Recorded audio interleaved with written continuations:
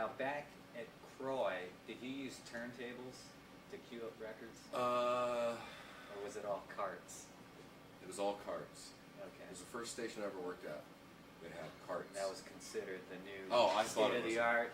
I thought it was the medium. greatest thing in the world Yeah. because, you know, each song came out on its own little Fidela pack and we would just plug it in and push the button. Right. And prior to that, you know, songs back then were 2.5 minutes long. Right.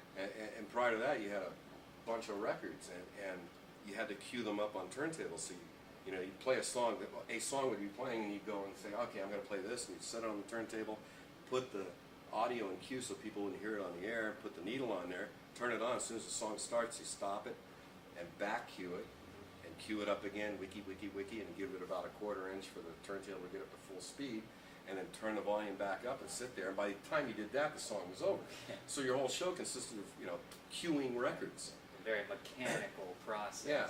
And then the very idea of records, you know, the softest material in the world, vinyl, with the hardest material in the world, a diamond stylus. Right. So after a couple of cues, every record would burn. Back then in radio, the first 4 seconds of every song we played was but the record companies were pretty nice, and they'd, you know, send boxes of records. I remember, God, one day at KLBO in Yuba City, I got a box of Stairway to Heaven 45s, which are now $1,200 a disc, and I just threw them like frisbees. They were test pressings from Atlantic. Right. So back then, did you have control over the playlist, or did we they were able, give you a playlist? We had much more control than we do now. See, back then you used to go in an hour before you went on the air and do what was called show prep. And you would sit down with the records and go, okay, I want to play this here and I want to play this, and you would write out your entire show. And everything was categorized. Records were like red dots for the real hot ones that you could play at the top in 15 minutes after the hour, all the important things. And then we had yellow ones, gray ones, blue ones, women appeal, male appeal, young, you know, all these day-parted records. So we had to mechanically go through and say, okay, well, I can't play another female record there. I just did that, so no blue dots. And you know, it was very complex, but you could dig deep within those categories. Like if I didn't want to play Donny Osmond, Go Away Little Girl, I could go back and play, you know, something else. Like I had the ability to dig 4 or 5 songs deep. Now you can't do that because everything's computerized. Right. You don't even see the music. Hard drive. Hard drive. Yeah. And so you can't do anything about that.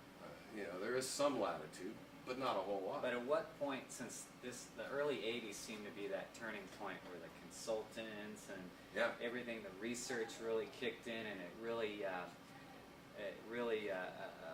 made radio more tight and more. It took all the fun out of it, really. Yeah. Well, it's much like what they do with fast food. I mean, how do you think they can afford to sell hamburgers for 29 cents? It's not that the hamburger is good. It's that they had a huge amount of research and development on how minimally acceptable can we make this hamburger and still sell it. It's not that it's not even the quality of food any longer. It's what's the minimal level of acceptable standards that will still be consumed by humans. Right. Same with radio. What is the minimum level of content and entertainment that we can broadcast and still have people give a hoot's toot about it and listen? Right, the Because lowest common denominator. The lowest common denominator. And you know, it's amazing. Radio is an amazing thing. You're on the air talking to people. One person on the air talking to thousands of people at the same time. Not 2 of those people are doing the exact same thing. And you're vying for 15% of their attention. You'll never get 100% of their attention. I mean, they're driving cars, they're fighting with kids, they're, you know, working, I don't know what they do, but they certainly don't sit there and go, I'm listening to the radio. I'm giving it 100% of my attention. Right. So nowadays, if you don't come up with something that, I mean, if you can't get 15% of their attention in 6 or 8 seconds, they're gone. They don't know who you are anymore. It's a button-pushing war now. I mean, I don't think anybody can tell me the name of their favorite jock. I mean, they may know their favorite radio station, but I mean... It's all become pretty faceless and... pasteurized and homogenized. Yeah, exactly. It's no longer about the personality, it is about the total package. Yeah, so what's that song and what time is it? Right. But back then it just seemed like that's why I think it's the heyday of radio, because... Well, there was no other option either. The radio star was the star. Yeah. You know, it wasn't...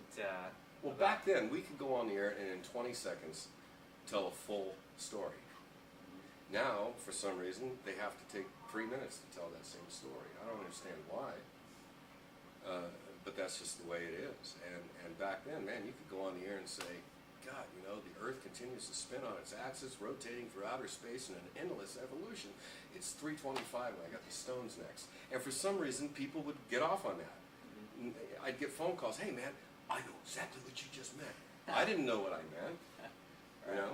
But it was poetic. I guess so, yeah. You know, now you do that and people go, what's wrong with that? You know. So, you know, tastes change, consumers change. Technology change. And technology change. I don't know if that change is the result of the industry or the industry's change as a result of the consumer's taste. I have a feeling it's because of the corporate industry changing the product and trying to do it seamlessly, telling you that 29-cent hamburger is really food. You know? Telling you that this radio station really plays more music and is your #1 favorite hit station. I don't think it is, but people line up. That's something that cracks me up whenever a station says we're playing more music. Oh, isn't that funny? It's really they're playing less. They cut their playlist in half. I never understood why you would take time to tell people that you play the most music. Hi, we're the #1 music station in town. We play more music more often. We have all your favorite hits all the time. As a matter of fact, we never stop playing the music except when we stop to tell you that we play the music. So I never understood that kind of concept. Why take time to tell somebody? Why take a minute to tell somebody you're playing the most music when you can just play the music?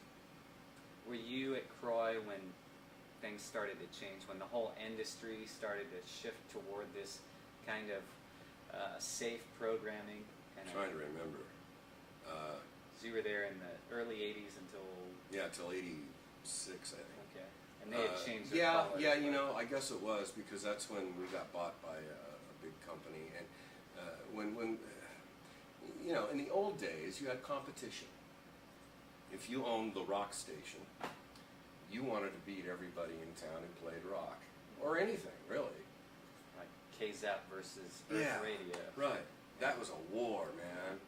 Now it's all Vietnam. You can't win, you know, because they own the competition. Right. If the #1 CHR station in town starts pulling too many numbers away from the alternative station, they're both owned by the same company, they're going to kind of curtail that advancement of one of their stations because, you know, they want the Budweiser buy, they want the Ford buy. They don't look at the mom and pop stores anymore. I mean, you know, now radio stations are making more money off internet and concerts and what do they call it? Additional revenue generating non-traditional revenue. Yeah. Whatever the hell that means. So they're not, you know, they don't go out and sell airtime anymore because they all spent way too much money for the radio stations anyway. I mean, one of the stations here in town sold for $53 million last year. Now, how many commercials do you have to air to pay back $53 million at $200 a commercial? Yeah. You would have to be all commercials all the time for 10 or 15 years to even come close to paying that back. At top rate, nobody's doing that. So they said, well, now how are we going to make money? Well, let's sell remotes. Let's sell internets. Let's do mass mailers. Direct marketing. Direct marketing. You know, let's buy CDs off the internet. Yeah. Partnering, affiliate programs. Affiliate programs. Yeah. So you know, more power to them.